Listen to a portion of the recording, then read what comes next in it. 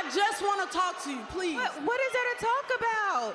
What could you possibly say, Naomi? What for me? Bianca, it wouldn't be good for you and your mama to be in a wheelchair. I would hate for something bad to happen to you right here and right now. Well, right here, right now, a storm is on its way to the ring. Oh! Bianca Belair and her family get threatened by Naomi upon her return to WWE SmackDown. Hey everyone, welcome back. Today we've got some truly surprising and heartwarming news from the WWE Universe. On a night that was supposed to be celebratory. On a night when Bianca Belair stood tall as the EST of WWE once again. A sinister shadow returned. Naomi, once beloved, once respected, made her long-awaited return to Friday Night SmackDown. But it wasn't for cheers. It wasn't for family. It wasn't for glory. It was for revenge. And she brought with her a message that would shake Bianca Belair's entire world. Including her family. This is the chilling story of Naomi's return and the disturbing threats she made against Bianca Belair and her loved ones. The calm before the storm. It was just another episode of SmackDown. The crowd was electric. The air was filled with excitement as Bianca Belair walked down the ramp with that signature braid swinging behind her. She had just come off a massive victory against Tiffany Stratton at Backlash, reminding the WWE Universe why she's the EST. Bianca had a lot to celebrate. She was back in championship contention, fan support was at an all-time high, and most importantly, her family was in the crowd. Montez Ford, her husband and one half of the Street Profits, and her young niece were watching ringside. Bianca grabbed the mic and cut an emotional promo about hard work, family, and perseverance. The crowd was right there with her. This right here, this moment, it ain't just mine, it's my family's. It's for every little girl watchin' who's ever been told she wasn't enough. Nah, we more than enough. Thunderous cheers. But just as she was about to end the promo, the lights went dark. A strange, violet hue flooded the arena. A silhouette emerged at the top of the ramp. The Titantron read one name. Naomi. Naomi returns, but she's changed. The crowd erupted into a mix of shock and cheers.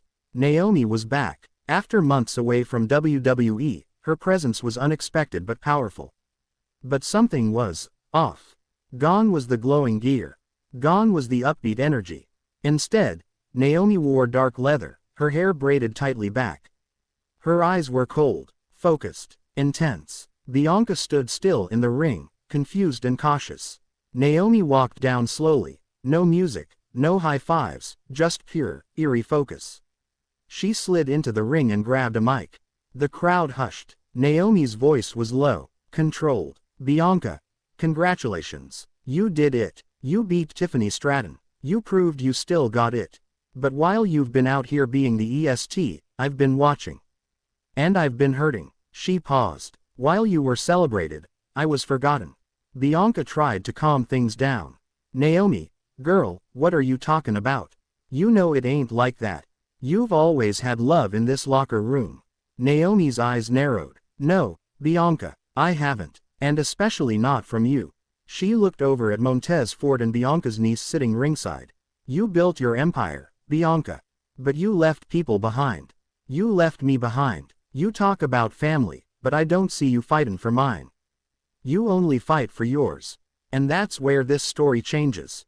The threat, the atmosphere turned ice cold. Naomi took a step closer. Greater than, you act like you're a role model. But you're a fraud. You don't care about unity.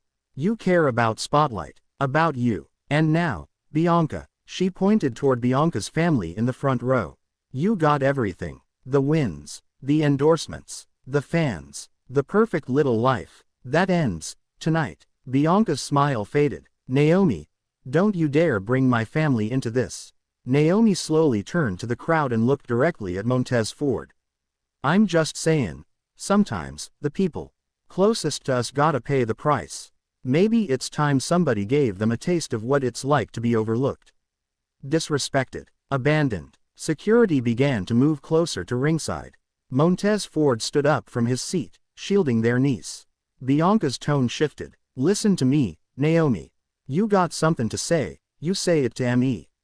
You leave my family out of your mouth. You don't get to threaten people just because you hurt. We all been through something. But we don't take it out on family. Naomi responded coldly. Who said we were family? And with that, she dropped the mic. The crowd was stunned. Naomi left the ring without another word. The fallout. Backstage chaos erupted. WWE officials swarmed Montez and Bianca's family, escorting them to safety.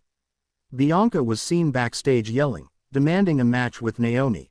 Kayla Braxton caught up with Bianca for a quick interview. Bianca, Naomi just threatened your family. Nah, she didn't just threaten. She crossed a line. I don't care where she's been or what she thinks I did. You don't bring a woman's family into this. You want smoke. I got it. All of it. The next day, social media exploded. #Naomi Returns trended #1 worldwide. Fans debated whether Naomi had truly snapped, or if she was justified in her anger. Clips of the threat spread like wildfire. Interviews from former superstars surfaced, some defending Naomi, others backing Bianca. Even WWE legends like Booker T and Trish Stratus weighed in on the bump, expressing concern about Naomi's mental state and the direction this feud was heading. Naomi's justification. The following week on SmackDown, Naomi was given an in-ring promo slot. The crowd was divided. Some booed, others chanted her name. Naomi stood center ring, spotlight alone illuminating her. Let me make one thing clear. I didn't threaten Bianca's family out of nowhere. I warned her. I warned her because she left me behind. She listed the moments she felt betrayed. When I left WWE, who called me? Not Bianca. Not the locker room. Nobody. I came back and I saw her face on posters. On billboards. Her smiling while I was trying to keep it together. I was supposed to be her sister. But sisters don't disappear on each other. Naomi explained she had tried to return months ago, but WWE gave Bianca the title shot. Not her. They told me, the EST is our top priority. So yeah, I got bitter. And yeah, I started thinking about how to make sure nobody forgets me again. You call it hate, I call it survival. But the next thing she said made the WWE Universe gasp. Bianca, you love playing the hero. But tell me this, what happens when the villain knows where your family sleeps? The arena went dead silent. Montez Ford responds. Later that night, Montez Ford demanded time on the mic. He walked to the ring not with energy and charisma, but with serious intensity. Naomi, I've been knowing you a long time. You've been in our house. You've shared meals with our family. But now, you threatening my wife, and worse, my niece. He paced. That's not you, or maybe that is you now. But I'll tell you what, come after me. Come after Bianca, but you even look at my family sideways again. You won't make it to your next match. The crowd roared. This ain't just a storyline. This is real. This is blood. And if you cross that line again, no lights, no cameras, no WWE. Just consequences. The match set up. WWE officials couldn't let this slide. So it was announced. Bianca Belair vs. Naomi at WWE Clash at the Castle. But that wasn't all. To ensure the safety of all parties, WWE stated, both competitors will be escorted by security before and after the match. No family will be allowed ringside. The contract signing was heated. Naomi taunted Bianca, bring your best, est. Because after I'm done with you, I'll be the one your family remembers. Bianca signed the contract with fury. You already lost, 'cause when you come for mine, I stop being the EST, and become something else entirely. Clash at the Castle. The pay-per-view match had every fan on edge. The entrances were electric, but there was no pageantry, just raw emotion. The bell rang. Naomi and Bianca tore into each other. No handshakes, no sportsmanship, just hate. The match went nearly 25 minutes. Spots included Naomi ripping Bianca's braid and using it against her. Bianca countering with a KOD into the steel steps. Naomi hitting a rear view off the barricade. The crowd was split. Some yelled, "Let's go Bianca."